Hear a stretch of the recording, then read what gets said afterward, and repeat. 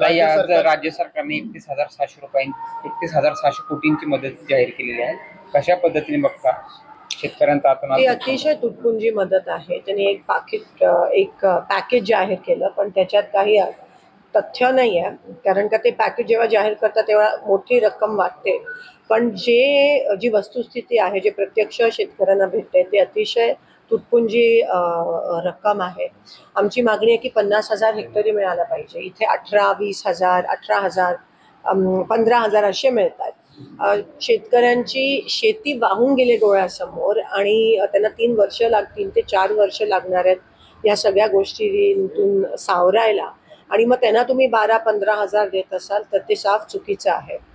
त्यानंतर आम्ही पीक कर्ज माफी मागतो, ते देखील डिक्लेअर केलं नाही. ओला दुष्काळ जाहीर करा, ते पण सरकारने केलं आहे. ओला दुष्काळ जाहीर केला की अटी तटी ज्या आहेत शर्ती त्या सगळ्या निघून जातात आणि सरसकट सगळ्यांना लागू होतं. कर्ज माफ त्या ठिकाणी होते. आम्ही फी माफीची पण मागणी करतोय. वेगळे निकष लावणं गरजेचं आहे. ज्याचं पूर्ण शेत वाहून गेलंय त्यांना वेगळे निकष असायला पाहिजे. त्यांना जास्त कॉम्पेन्सेशन भरपाई मिळाली पाहिजे. ज्यांची शेती खरडून गेल्या त्यांना वेगळे निकष, वेगळं पॅकेज डिक्लेअर, म्हणजे फळबागांना वेगळं पॅकेज, जमीन जी शेती वाहून गेल्यात नदीकाठचे त्यांना एक वेगळं पॅकेज मिळायला पाहिजे.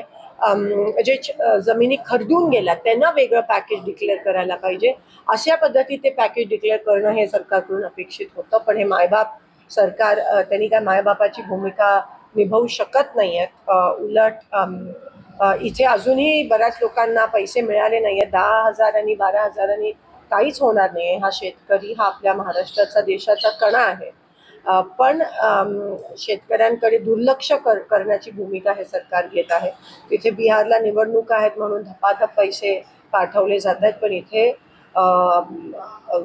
ह्या शेतकऱ्याला म्हणजे खरंच तसं डोक्यावर पाणी गेलं तरी सरकार ह्या शेतकऱ्याला मदत करू शकत नाही. कुठेतरी ओला दुष्काळ ज्याप्रमाणे ज्या योजना असतात, म्हणजे शुल्क माफ असेल, शैक्षणिक शुल्क माफ असेल किंवा वीज जी थकबाकी आहे ती माफ केलेली आहे, कशा पद्धतीने? नाही, नक्कीच. म्हणून आम्ही म्हणतोय की ओला दुष्काळ जाहीर केला पाहिजे.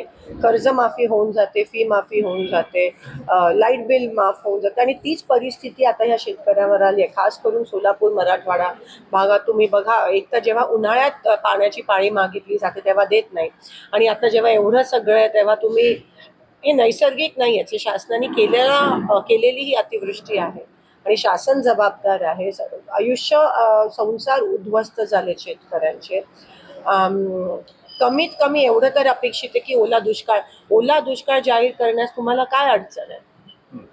आणि एकतर तुम्ही तुमचं प्रस्ताव पाठवायला पण एवढा वेळ केला दिल्लीला महाराष्ट्र शासनाने. ही दिरंगाई का? आमच्या शेतकऱ्यांवर एवढा अन्याय ह्या ट्रिपल इंजिन सरकारकडून का केला जातो?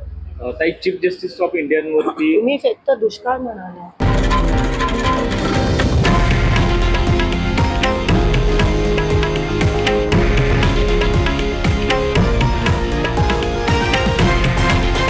हे आहे देशातील नंबर 1 न्यूज नेटवर्क आणि आपण पाहत आहात TV9 मराठी, एकमेव.